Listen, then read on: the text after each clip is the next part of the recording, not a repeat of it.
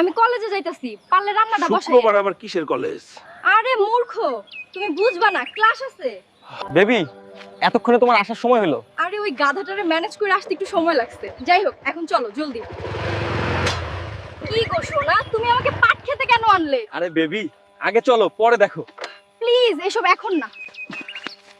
এখানে এত দামি বাইক কই থেকে আসলো, আর এমন শব্দ কই থেকে আসতেছে? এই উন্না আবার কার? তুমি কি আমার সাথে সারা জীবন এই পাট খেতেই কাটিয়ে দেবে? হ্যাঁ, যদি তুমি আমাকে প্রতিদিন এভাবে হাসাতে পারো। হাই হাই, এইটা দেখি আমগো হালকের বউ কলেজে না যাই এইসব করে। ছি, ছি। পাডা হাল, তুই এখানে রান্না বান্না করছো, ওইদিকে তোর বউরে দেখলাম পাট খেতে একটা পোলার লগে আকাম কুকাম করতেছে।